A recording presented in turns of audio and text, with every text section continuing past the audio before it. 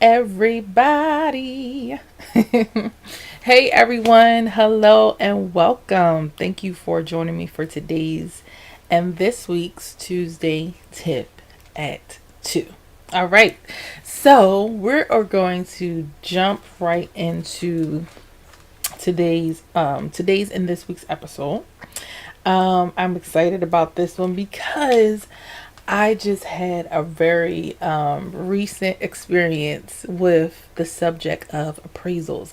And when of course, as you guys always know, I try to pull from real time, real life scenarios, not just from, of course, stuff, that I know as a real estate professional, but I like to be inspired by what's going on currently with the market, as well as with me personally, with my clients. So this particular subject was certainly inspired by a current deal that I'm working on with a fantastic couple. We are to close next Tuesday. Woo, woo, woo, woo. So I'm excited about that. You'll get more details on it when we do get to the finish line. But I wanted to talk about a very sticky, tricky period that we had to go through in order to get us moving forward and closer to the finish line. All right. So let's talk about appraisals. Let's talk about what an appraisal is, what a appraisal contingency is, and what that negotiating period can look like. Good, bad, or indifferent.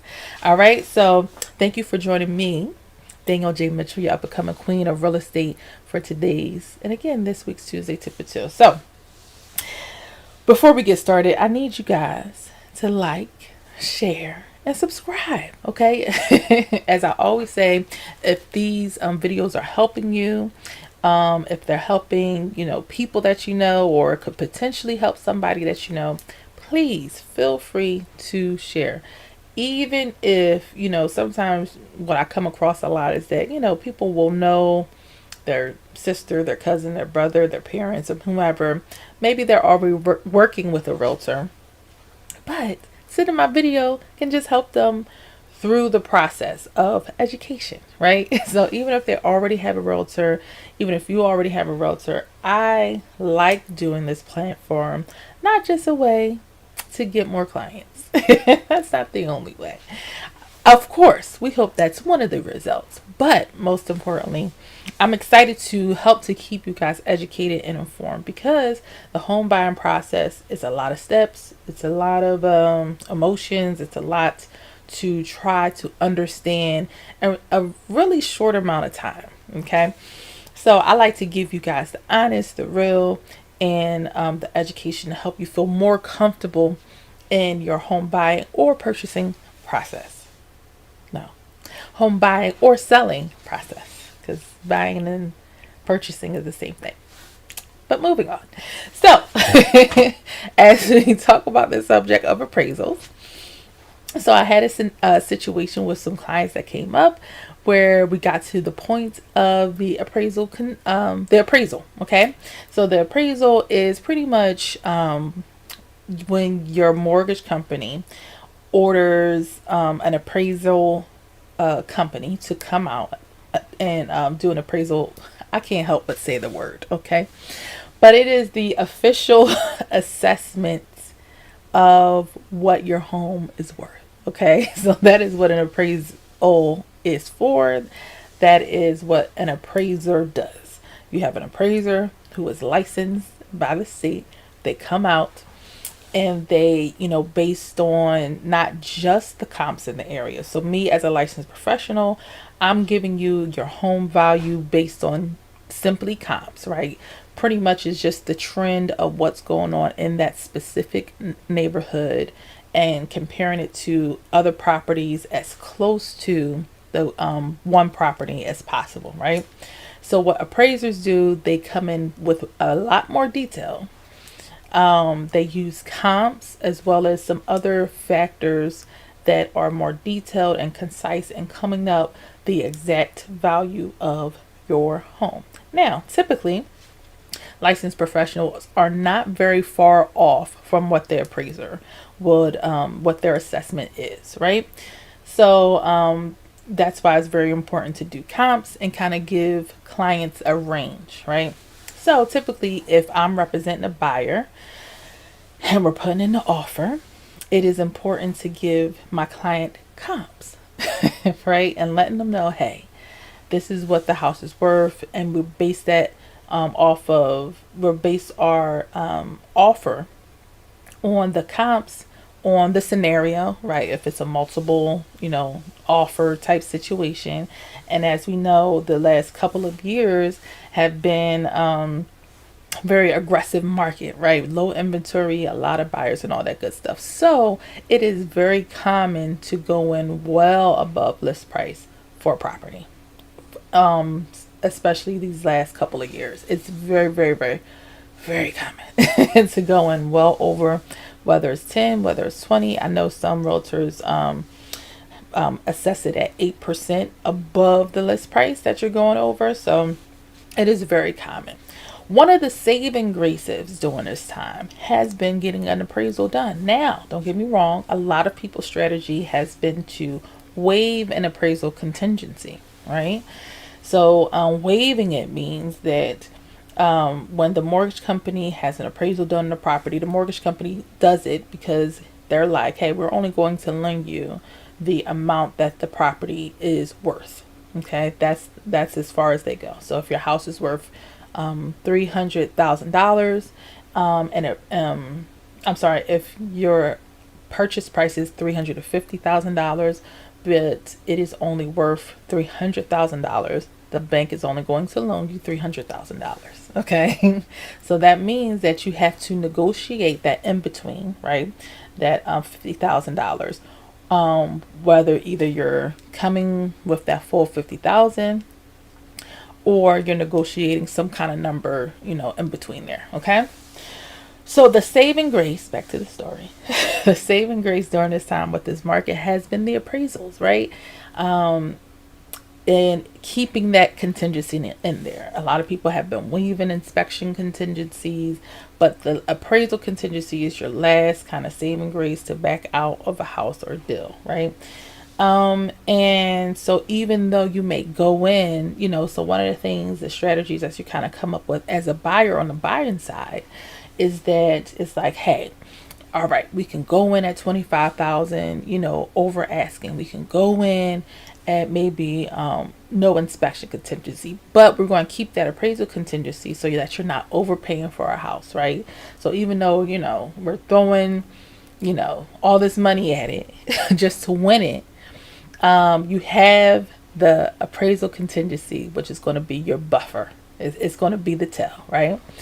And on the selling side, hopefully, if you have been an informed seller, if your selling agent has been one who has showed you the comps for what your house may be worth, they'll let you know this is the range. They'll let you know what this market entails, that people might come out and give a crazy bid. And it might be 10, 20, 30, 40, $50,000 over asking, but it does not mean your house is worth that because, again, we looked at the comps. We know what things are selling for in the area. Anything above the number we list at, okay, is gravy. It's a blessing. It's amazing. It's excess, right?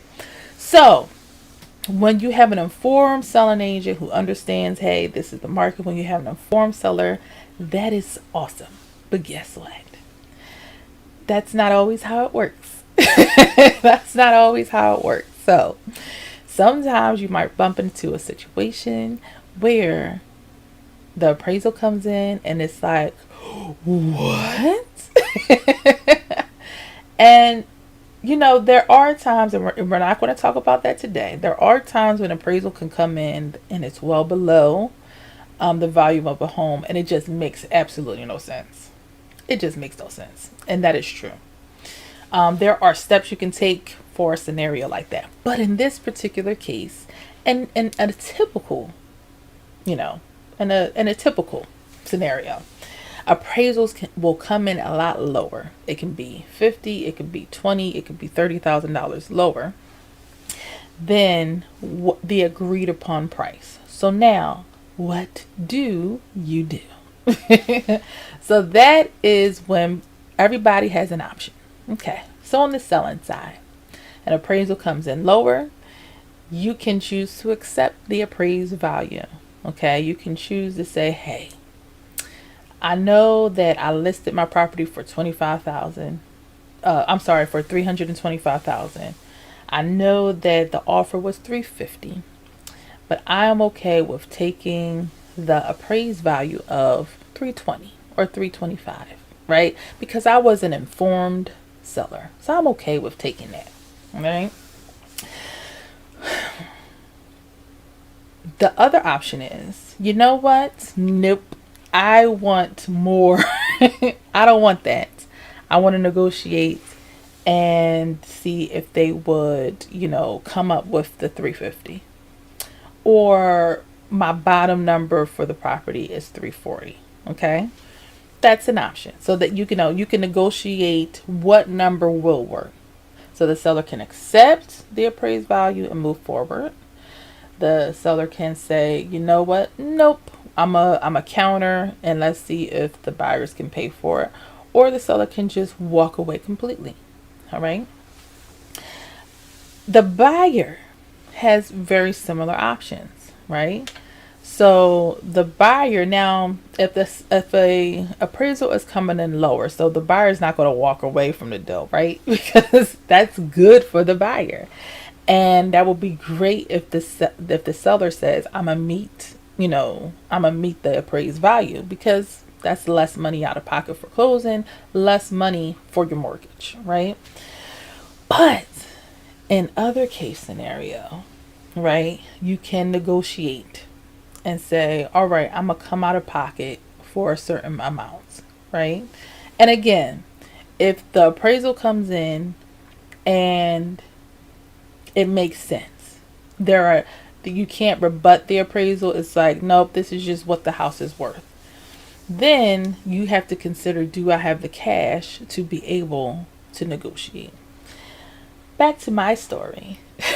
We were facing a scenario where it felt like the seller wasn't completely prepared and informed about the worth of the house reasonably. And it was like, what? No. So it took a bit of give and take to get some negotiations to work, right? Does it make sense? Here's the question. To accept a house that and pay more than what the house is worth, come out of pocket if you have the cash, right? A lot of people do not have the cash to come out of pocket and put an extra 5, 10, 15, 20, whatever $1,000. If there's an option, if that is an option for you, is it worth it? My answer to that is, if you plan on staying in the home for 7 years or more, minimum 5 years, but a good 7 years or more. If you plan on it being pretty much your forever home, is not a starter home. Typically for starter homes, people will stay in that home for about 5 to 7 years, the most 10 years. But if it is a home where you're planning on staying in this home until you retire, at the very least, even if it's not till after you retire, it's until you retire within the next 20 years or so. Is it worth it? Absolutely. Right? Because as we all know, houses appreciate, not depreciate. So by the time you pay that money up front, by the time you potentially go to sell, it is definitely worth it to secure your dream home, the house that you really, really want. Now, of course, you kind of do the back and forth. No, I'm not doing 350. All right, well, can you do 45? Can you do 340? You have that back and forth. My tip for negotiating is, listen, what's going to get the deal done? What is something that's reasonable? And that's really what negotiating is about. It's not about getting over on people, especially when you're talking about buying a home. This is not a commercial property. This is not an investment property.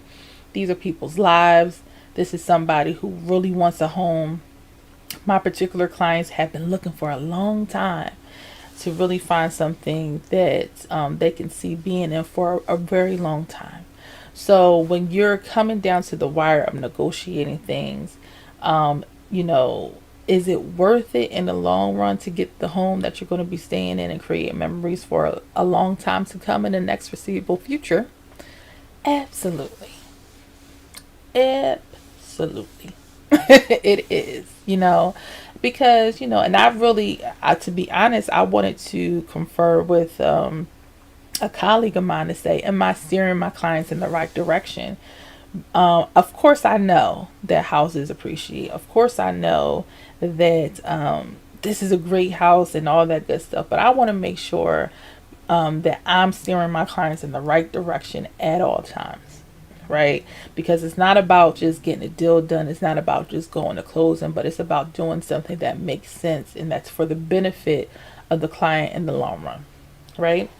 And I felt good because my colleague said absolutely, it's definitely worth it. You know what I mean? So I appreciate that. But my goal is always to do things to make sure that you guys get to the finish line and be happy with your purchase. I don't like buyer's remorse. I don't want any of my clients to feel buyer's remorse as it pertains to buying their home. They may feel stressed out. They may feel antsy. They may feel crazy. They may feel a whole bunch of emotions. But one thing I would never want my clients to feel, 2 months after, 6 months after, is buyer's remorse. Okay? So I want to advise my clients in a way to make them feel like they are taking a risk that is a good one. Okay? All that to say, negotiating, appraisal, these things will happen. Appraisal may come in low. Sometimes that's a good thing. Other times it can seriously jeopardize the deal. It might happen where you don't have the funds to be able to save the deal after a lower appraisal, and maybe the selling side, again, is not properly equipped. The seller, should I say, was not properly equipped and prepared for such a low assessment of their home. But it's true, right? And sometimes you might have to walk away, right? And step away because not everybody is well informed and educated on what can happen with appraisal and the true value of their home. Unfortunately, there are colleagues of mine out there who want to get the deal and will say numbers that sound real good, but aren't always realistic. But guess what? I won't do that. So, if you want to sell your home, you know where to go.